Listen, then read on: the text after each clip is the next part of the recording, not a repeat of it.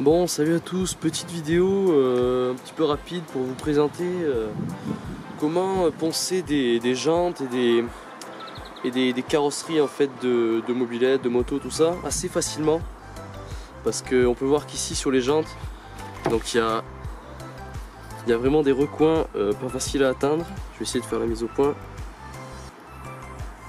Voilà, il y a vraiment des recoins pas faciles à atteindre, surtout avec une ponceuse électrique. Et puis à la main, si le truc il a été peint au seau, enfin c'est pas possible. S'il y a plusieurs couches, c'est vraiment pas possible. Alors déjà je vais vous montrer un petit peu le rendu, ce que ça a donné. Donc le avant-après. Je vais vous faire une petite photo pour vous le montrer.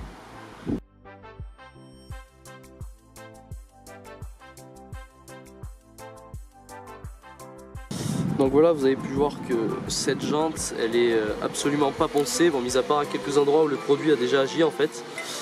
Alors que celle-là est presque totalement poncée. En fait, ce côté-là où il est fini, peut-être à l'intérieur des zones où il faut visser les courroies, les couronnes, pardon, il faudra y repasser un coup.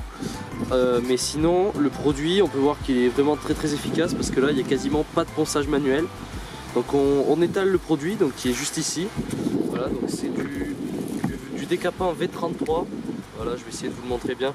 Je vais vous mettre une petite photo du décapant. Voilà, donc c'est tout support, c'est vraiment pas mal. C'est 25 € les 2 litres à peu près chez Leroy Merlin en tout cas. C'est ce que j'ai vu sur internet. Donc c'est assez abordable par rapport par rapport au prix de faire sabler par exemple 2 jantes. Ça doit revenir beaucoup plus cher, dans les 80 € peut-être. Je connais pas vraiment les prix, mais c'est plus cher je pense. Bon, par contre, pour ce qui est de ce produit, il est totalement dégueulasse. Vraiment totalement dégueulasse à respirer.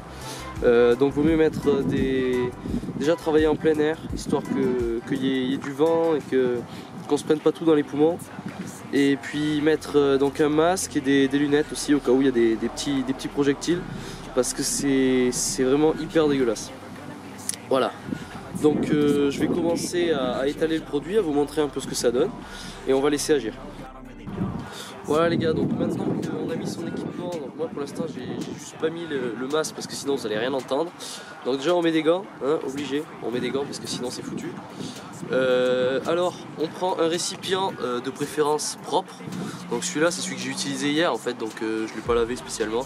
Le pinceau par contre vraiment il faut essayer de le laver à chaque fois qu'on l'utilise, sinon il va sécher, ça va être dégueu. Donc vous prenez votre produit, vous le secouez bien, histoire que tout se mélange bien, que le mélange soit bien homogène. Vous l'ouvrez, il y a une sécurité donc il faut pousser, c'est pas compliqué. Vous enlevez le truc sinon ça va tomber dedans. Vous en mettez un peu. Pour commencer vous mettez ça. Voilà. Donc maintenant qu'on a fait ça, on prend le pinceau, on commence à en mettre dessus. Vous essayez de souffler un peu sur la surface sur laquelle vous allez étaler le produit pour qu'il n'y ait pas trop d'impuretés. Voilà, donc moi je ne l'ai pas trop fait, mais c'est histoire de vous montrer.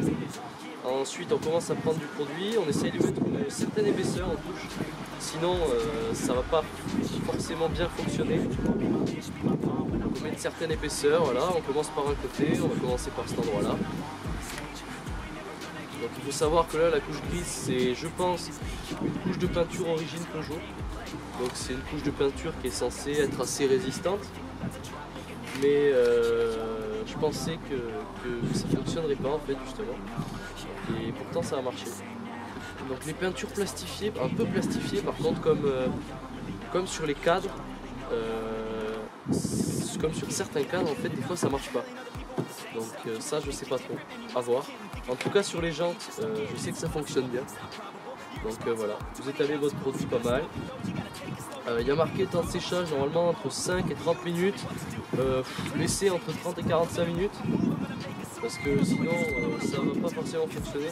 Alors oui, vous allez dire peut-être que c'est long, mais franchement, essayez de les poncer à la main les jantes pour avoir un rendu de cette qualité. Je suis pas sûr qu'on ait beaucoup mieux niveau efficacité. Donc voilà.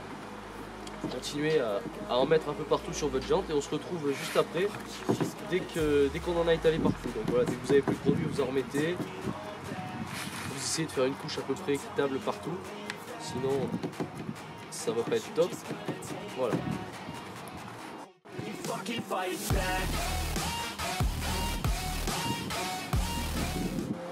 Ah oui, et du coup j'avais oublié de préciser les roulements, tout ce qui est ici là, l'emplacement du tambour de frein et tout ça, les roulements donc ils sont là-bas. Attendez, je vais vous le montrer, attention au vent. Les roulements donc ils sont ici au centre de la roue. Surtout là, c'est parce que j'ai fini de le penser, il faut les couvrir. Il faut surtout couvrir les roulements pour éviter qu'il y ait du produit qui se mette dedans, des couilles de peinture séchée. Enfin, surtout que les roulements ici sur ces roues sont neufs. En tout cas sur une des deux jantes. Donc voilà, surtout couvrez les roulements, c'est important.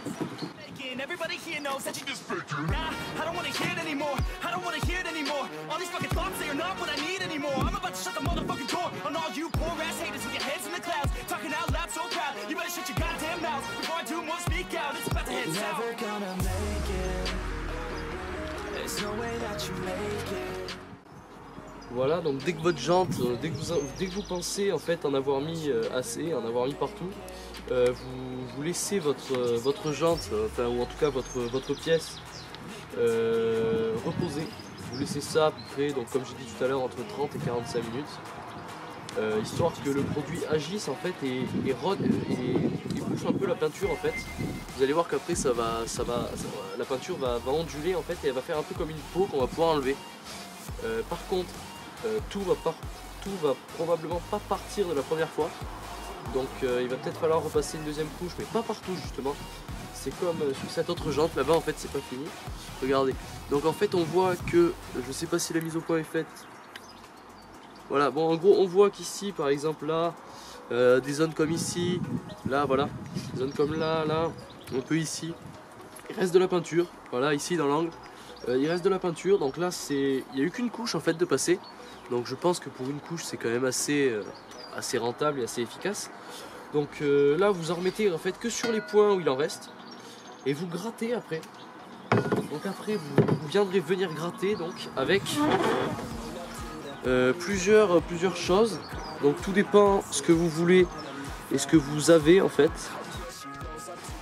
Voilà, donc désolé j'ai été coupé, du coup tout dépend ce que vous avez en fait pour gratter, prenez ce que vous avez.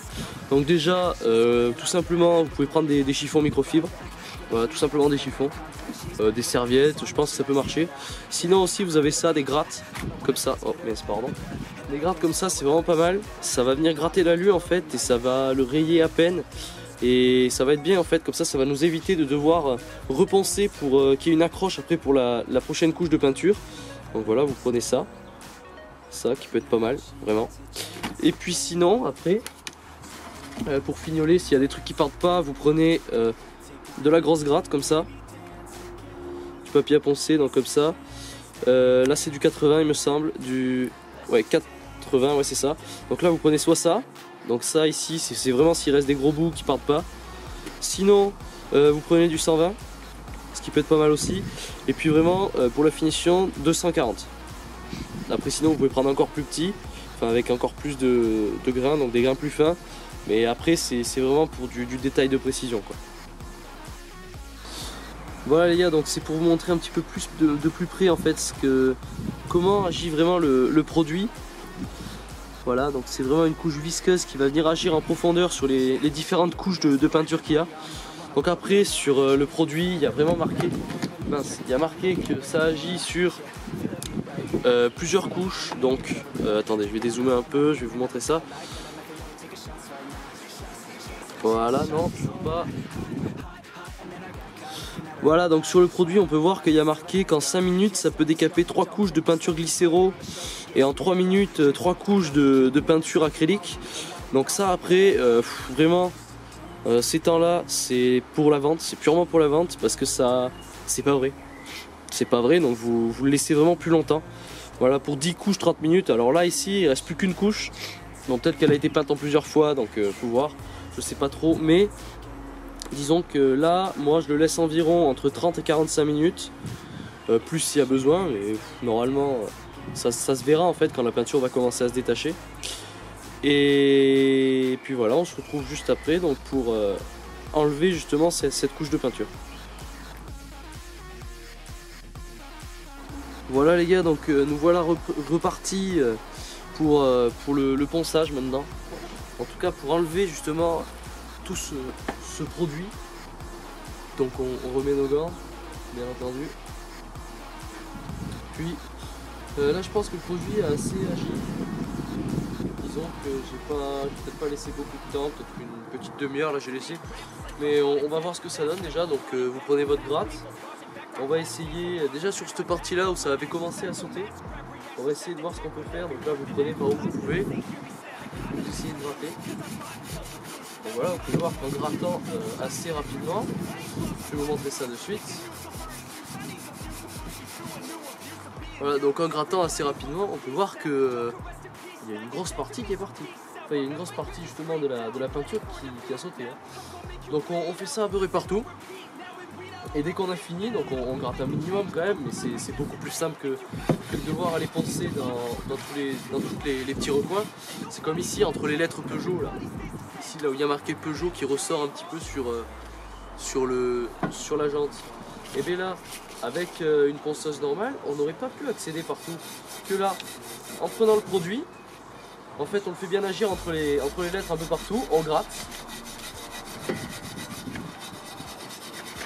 Voilà, donc là c'est à peu près parti partout. Mais de toute façon on repassera une couche tout à l'heure. On a dit qu'on repasserait une couche pour bien fignoler le travail. Voilà.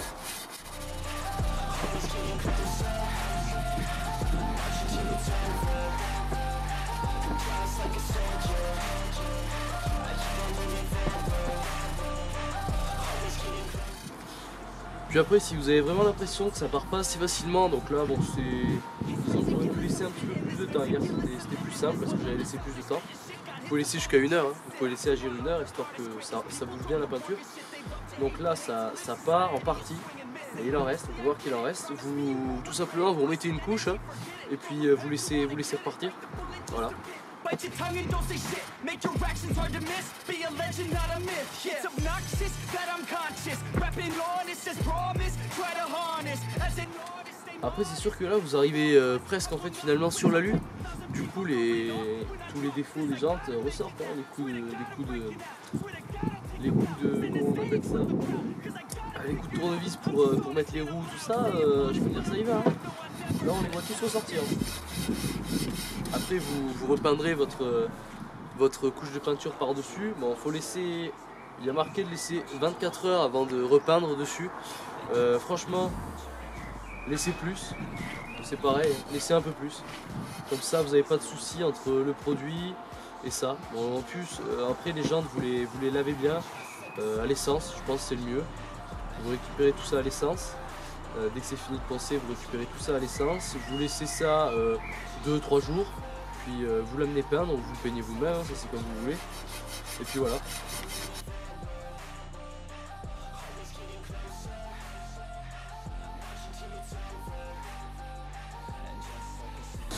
Voici donc la peau dont je vous parlais juste avant, tout à l'heure. Donc on peut la voir à peu près ici.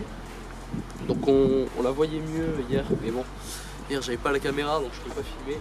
On peut voir ici un petit peu en fait, voilà, je vais vous montrer comme ça ici là. Ça fait un peu comme une peau qu'on peut décoller. Donc si on prend la gratte et qu'on y passe un coup, vous allez voir que tout va partir d'un coup. Hein. Voilà, c'est vraiment assez impressionnant. La peinture part d'un seul trait. C'est vraiment assez simple. Alors il y en a toujours qui préféreront le ponçage, disons, bien ancien, avec le papier ponce, tout ça. Mais je vous avoue que cette technique, elle est pas mal parce que ça permet de ne pas se défoncer en fait et de ne pas y passer des heures pour rien. Parce que là finalement on arrive à la lue alors qu'on n'a pas trop forcé. Voilà. Donc on se retrouve pour le bilan de la fin. Donc pour finir, j'ai juste passé un petit coup de chiffon en fait, j'ai retourné la jante, je l'ai tapé un peu, j'ai passé un petit coup. Et maintenant on peut voir qu'il reste quelques trucs. Donc c'est toutes les zones un peu sombres, grises, noires là. Toutes celles-là, c'est surtout dans les angles. Alors ce qu'il faut savoir c'est que dans les angles, c'est quand même là où le produit reste le plus. Donc même si là on a essayé de gratter, le produit il agit encore. On va en reprendre, on va en remettre dans les angles, puis on fignole tout ça. Et normalement la jante devrait ressembler à ce que je vous ai montré au début. Voilà les gars, ponçage, voire décapage de la jante totalement terminé en fait. Il reste peut-être à certains endroits donc des traces un peu sombres comme ici. Au toucher, elles se sentent pas parce que j'ai passé un petit peu de grain en 120. Voilà, donc en 120. J'ai passé un peu de grain en 120 un peu partout où il en avait besoin. Voilà, la jante elle est propre des deux côtés. On peut voir qu'elle est nickel. Maintenant il manque plus qu'à faire l'intérieur partout. Voilà, on peut voir que ça a déjà sauté parce qu'il y a eu du produit qui s'y est mis. Donc on est pas mal. Les roulements, donc je les avais bien protégés. Maintenant j'ai enlevé tous les scotch. Voilà, j'ai enlevé tous les scotch. J'aurais plus qu'à souffler à la soufflette s'il reste 2-3 trucs. Puis pour repartir en peinture, on remet des scotch sur les roulements. Puis j'envoie ça avec le cadre en peinture et on sera bon.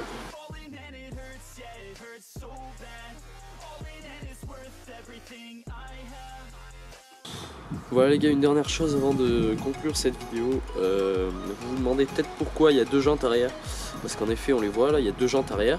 Donc avec les deux pentes couronnes. Peut-être qu'il y en a d'entre vous qui sauront déjà pourquoi. C'est tout simplement parce qu'à l'arrière il va y avoir une couronne, hein, voilà la logique de la chose. Et à l'avant, plus tard il y aura donc un frein à disque. Voilà. Donc il me faut une zone pour poser mon frein à disque en fait sur la jante. Donc normalement des freins à disque existent en diamètre 98 comme ça d'anthrax au milieu. Donc on verra bien. Voilà. En tout cas j'espère que ce petit tuto entre guillemets vous aura plu, que vous pourrez le tester justement. Je vous conseille vraiment ce produit, par contre c'est dégueulasse et il faut vraiment s'équiper un petit peu si vous voulez pas ressortir de là en pleine asphyxie. Voilà. Donc sur ce je vous dis à bientôt, merci d'avoir regardé la vidéo, laissez donc un j'aime si ça vous a plu et surtout commentez, ça nous fera plaisir. Puis allez voir les autres vidéos si vous les avez pas vues, si elles vous intéressent. Et la prochaine vidéo sera sûrement donc sur le 103 RCX qui donc a un moteur fonctionnel actuellement. Il ne manque plus qu'une bonne pipe d'admission, donc une pipe de chez Polini, parce que la malle aussi n'était pas bonne, pour pouvoir mettre le carbu de 19. Voilà. Merci.